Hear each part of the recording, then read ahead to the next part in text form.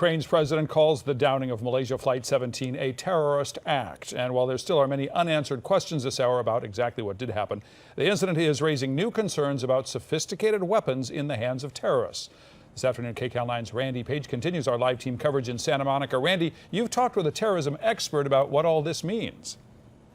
That's right, one of the top experts in the nation, as a matter of fact. And the first thing to keep in mind here is the weapon that we're used to seeing in the hands of terrorists, the missile that we're used to seeing, is a shoulder-fired missile. That was not in play here.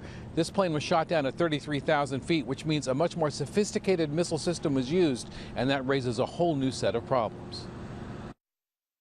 This will be seen as a major international incident. Brian Jenkins, one of the nation's leading experts on terrorism and transportation security, says the United States will likely do all it can to help the world determine who pulled the trigger that brought down Malaysian Airlines Flight 17. We will mobilize all of our intelligence capabilities to support the investigation.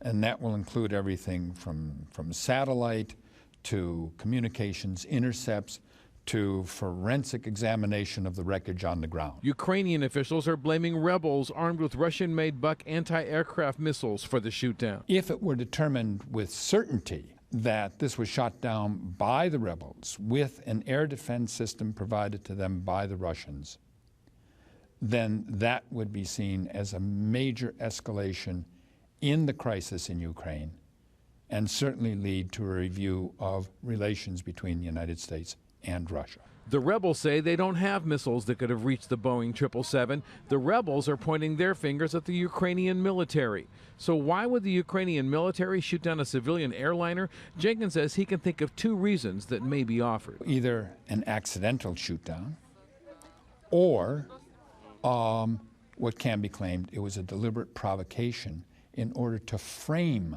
the rebels and the Russians, and thereby draw in greater Western support to the Ukrainian government. Those claims will be made. Jenkins, who is a former member of the White House Commission on Aviation Safety and Security, says in the short term, the downing of Malaysian Flight 17 will likely have only a minor impact on air travelers, particularly those who will now be routed around the war zone in the Ukraine.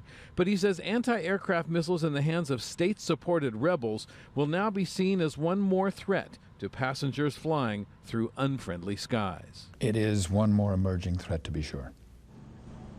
And one that has not been seen, that is what is really troubling a lot of people looking at this terrible tragedy, and that is that the shoulder-fired missiles we're used to seeing, as I said, not in play here, and therefore a very bigger concern tonight. Live in Santa Monica, Randy Paige, KCAL 9 News.